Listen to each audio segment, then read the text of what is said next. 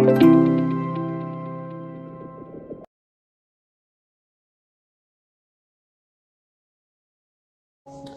Friends. दोस्तों, हर एक atom जो होता है वो ये कोशिश करता है कि उसकी जो इलेक्ट्रिक कन्फिगरेशन है वो दूसरे एटम्स के जैसी बन जाए। वो दूसरे एटम्स कौन से? वो है हमारे इनर्ट गैस। सो फ्रेंड्स, जब कभी भी हम लोग कोई भी एटम की वैलेंसी की बात करते हैं तो हमें ये चीज़ ध्यान रखनी चाहिए कि बोर और बरी, ये जो दो साइंटिस्ट थे, उन लोगों ने जब रिसर्च किया तो उनको पता चला कि कोई भी एटम होता है उसके आउटर शेल में 8 से ज़्यादा, आई रिपीट 8 से ज़्यादा इलेक्ट्रॉन्स अगर समाविष्ट होते हैं तो उसमें ज़्यादा कुछ एक्टिविटी नहीं होती है। दैट मीन्स कि जो आउटर शेल है उसके अंदर मैक्सिमम इलेक्ट्रॉन कितने आ सकते हैं? वो आ सकते हैं 8। सो अगर हम देखें यहाँ पर तो हीलियम को अगर छोड़ दिया जाए तो नियॉन और आर्गन, ये तो हमारे इनर्ट गैसेस हैं। और उन इनर्ट गैसेस के अंदर अगर आप देखें तो सबसे बाहर का शेल है उसमें 8 जितने इलेक्ट्रॉन्स रहते हैं। अब यहाँ पर क्या होता है कि अगर हम सोडियम की बात करें तो सोडियम जो है वो 11 नंबर पे आता है और उसका कॉन्फ़िगरेशन हो जाता है 281। तो अब ये सोचेगा कि या तो मैं ये 7 यहाँ पर इलेक्ट्रॉन गेन करके आर्गोन के जैसा बन जाऊं या फिर मैं ये 1 इलेक्ट्रॉन लूज करके नियॉन के जैसा बन जाऊं। तो 1 इलेक्ट्रॉन लूज करना ज़्यादा बेनिफिशियल है, तो वो क्या करेगा, ये 1 इलेक्ट्रॉन लूज कर देगा। अगर ये 1 इलेक्ट्रॉन लूज करता है तो क्या होता है कि अगर प्रोटॉन 11 है और इलेक्ट्रॉन जो है वो अगर आपके 10 हो जाते हैं तो एक प्रोटॉन एक्स्ट्रा बच जाता है और एक प्रोटॉन एक्स्ट्रा बचता है। इसलिए जब इलेक्ट्रॉन लूज करता है तो सोडियम का वैलेंसी बन जाता है +1, राइट। तो ये सोडियम +1 इज द आयन, तो वो एक आयन क्रिएट करता है। तो हम इसे ऐसा कह सकते हैं कि जब कोई एटम इलेक्ट्रॉन लूज करता है तो वो जो होता है वो आयन बनता है। तो क्या सिर्फ एटम इलेक्ट्रॉन लूज करेगा तभी आयन बनेगा? नहीं, अगर एटम इलेक्ट्रॉन गेन करता है तब भी वो आयन बन सकता है। फॉर एग्जाम्पल क्लोरीन लेते हैं, यहां पे लिखते हैं क्लोरीन 2, 8 और 7, 17 नंबर पे आता है, राइट। तो अब यहां पर क्या होगा, 7 है तो या तो वो 7 लूज करके नियॉन के जैसा बन जाए या 1 गेन करके आर्गन के जैसा बन जाए। तो यहां पर ये क्या करेगा कि वो 1 इलेक्ट्रॉन गेन करेगा। तो chlorine will lose 1 electron, sorry will gain 1 electron and it will become chlorine -1 या क्लोरीन -1। सो ऐसा क्यों? क्योंकि प्रोटॉन तो उसके अंदर 17 थे, अब इलेक्ट्रॉन एक एक्स्ट्रा आ गया तो 18 हो गया। तो उसके आउटर शेल के अंदर, रिपीट, उसके आउटर शेल के अंदर एक इलेक्ट्रॉन एक्स्ट्रा हुआ तो टोटल मिलाकर रहा -1। तो आउटर शेल में 8 इलेक्ट्रॉन हो गए और उसकी वैलेंसी कितनी हो गई? -1। तो इस तरह से जो एटम्स होते हैं वो अपने सबसे नजदीक के इनर्ट गैस जो होते हैं उसकी तरह इलेक्ट्रॉनिक कन्फिगरेशन क्रिएट करने की कोशिश करते हैं। एंड इन दैट कॉन्टेक्स्ट या तो वो इलेक्ट्रॉन लूज करेंगे या तो वो इलेक्ट्रॉन गेन करेंगे या फिर किसी दूसरे एटम के साथ इलेक्ट्रॉन की पार्टनरशिप करेंगे। उसके बारे में हम किसी और वीडियो में चर्चा करेंगे। बट ये जो एटम की कैपेसिटी होती है कि अपने आउटर शेल के अंदर कितने इलेक्ट्रॉन लाना या कितने इलेक्ट्रॉन डोनेट करना, तो ये जो पूरी कैपेसिटी होती है उसको बोला जाता है वैलेंसी, राइट। सो ये हमारा आज का सबसे पहला टॉपिक है। अभी दूसरा जो टॉपिक मैं यहाँ पे डिस्कस करने जा रहा हूँ वो है एटॉमिक मास और एटॉमिक नंबर। जैसे हमारे स्कूल में हम सबको एक रोल नंबर दिया जाता है, जो रोल नंबर हमारे साथ लगता है, बराबर। अमिताभ बच्चन जी को सदियों पहले एक रोल नंबर दिया गया था, बिल्ला नंबर 786, वो उनका एटॉमिक नंबर बन गया, बराबर है। सो द पॉइंट इज कि जब कभी भी हम एटॉमिक नंबर की बात करते हैं तो एटॉमिक नंबर डिसाइड कैसे होता है? सो एटॉमिक नंबर डिसाइड होता है नंबर ऑफ प्रोटॉन या नंबर ऑफ इलेक्ट्रॉन। अब basically number of proton and number of electron तो सेम होते हैं। सो कोई भी एटम के न्यूक्लियस में कितने प्रोटॉन्स हैं उसके हिसाब से हम डिसाइड करते हैं कि उसका एटॉमिक नंबर क्या रहता है। सो फॉर एग्जांपल अगर आपका एटम है, मान लेते हैं ऑक्सीजन, राइट। तो ऑक्सीजन में कैसा है कि ऑक्सीजन की कॉन्फ़िगरेशन है 2, 6। तो टोटल मिलाकर इसके अंदर कितने होंगे? टोटल मिलाकर इसके अंदर होंगे 8 इलेक्ट्रॉन और 8 प्रोटॉन। तो इसका एटॉमिक नंबर क्या हो गया? एटॉमिक नंबर हो गया 8। At the same time nucleus के अंदर प्रोटॉन के साथ साथ न्यूट्रॉन भी होता है। अब आप बोलोगे कि सर इलेक्ट्रॉन का क्या? इलेक्ट्रॉन का वेट इतना निग्लिजिबल होता है कि एटम के मास के ऊपर उसका इंपैक्ट ही नहीं पड़ता। तो अगर मान लेते हैं कि मेरे पास 8 प्रोटॉन है और 8 न्यूट्रॉन है, तो मेरा एटॉमिक मास कितना हो जाएगा? 8 + 8 16।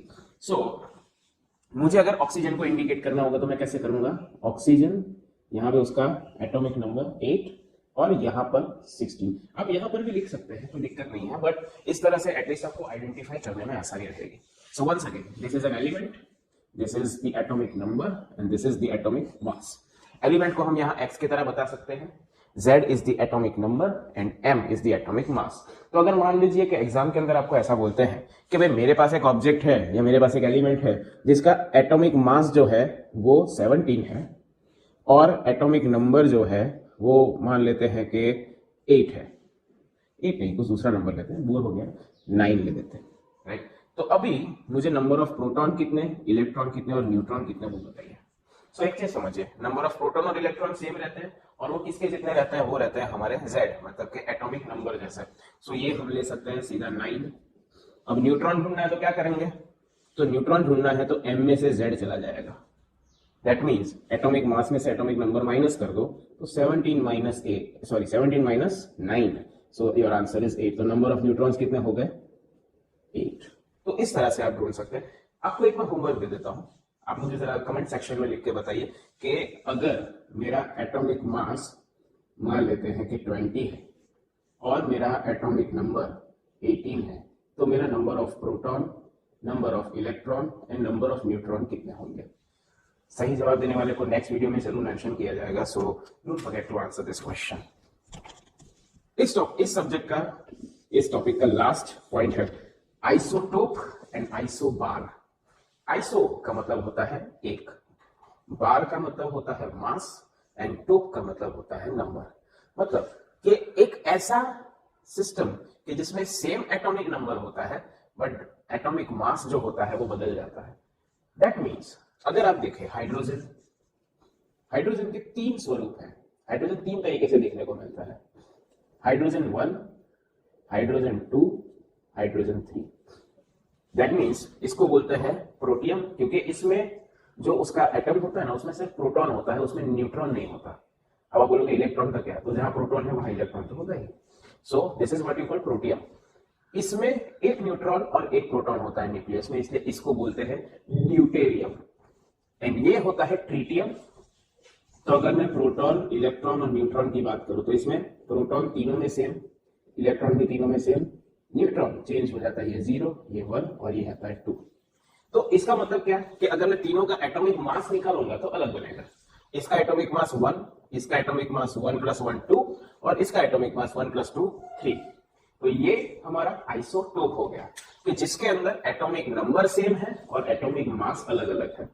हमारी कुदरत में बहुत सारे एटम्स ऐसे पाए जाते हैं कि जिसके आइसोटोप्स होते हैं। जैसे अगर हम कार्बन की बात करें, जनरली कार्बन जो होता है वो C12 ऐसा गिना जाता है, लेकिन जब उसके ऊपर बहुत सारे केमिकल रिएक्शंस होते हैं, एटमॉस्फेरिक प्रेशर पड़ता है, जब कभी भी उसके ऊपर हमारा एटमॉस्फेरिक कंडीशंस लगती है कोई भी, तो उसके अंदर उसके जो न्यूक्लियस है उसके अंदर चेंज होते हैं और वो कन्वर्ट हो जाता है C14 में।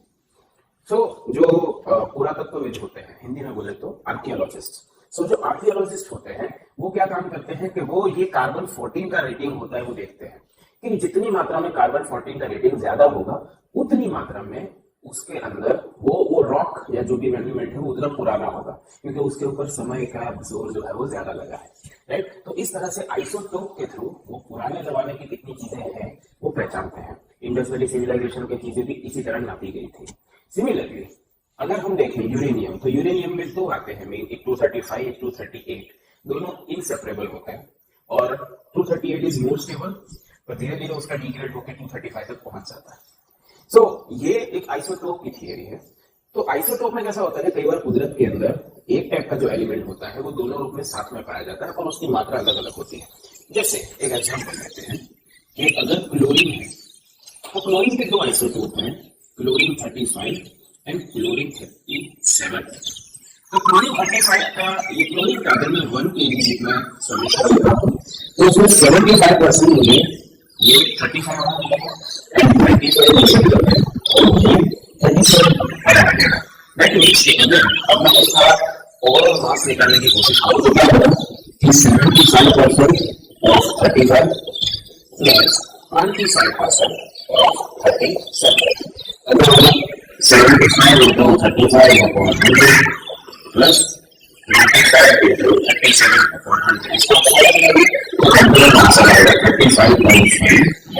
So what happens if A के एटम का मास कितना दिया जाता है तो 5.5 U.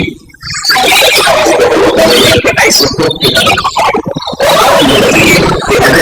मेरा यूरेनियम 235 यूरेनियम 238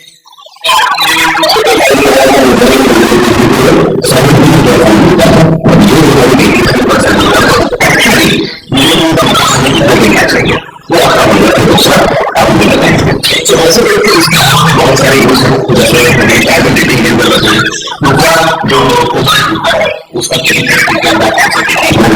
होता है ये पुराने जमाने में अपने यहाँ पर दांत साफ करने के लिए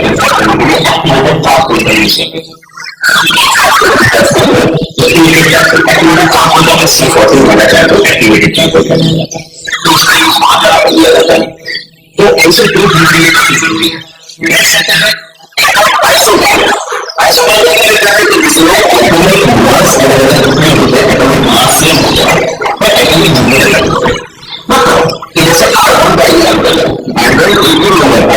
लेकिन उसका बस सिंगल कैल्शियम 20 नंबर का है लेकिन उसका भी मास 30 है. तो एटॉमिक मास से एटॉमिक नंबर तो हम लोग ऐसा आइसोटोप को यूजिंग डिफरेंस के बेसिक मास आइसोटोप के अंदर एटॉमिक नंबर से एटॉमिक मास को एक ही एटम के अलग अलग नंबर कर सकते हैं. जब आइसोबार में एटॉमिक मास सेम है पर एटॉमिक नंबर मतलब जैसे मेरा डिफरेंस तो मैं आइसोटोप में सेम है.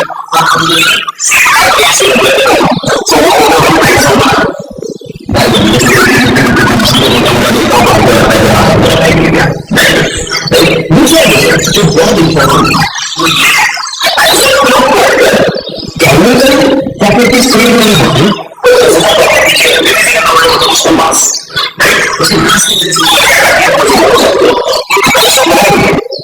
केमिकल प्रॉपर्टी चेंज हो सकती है.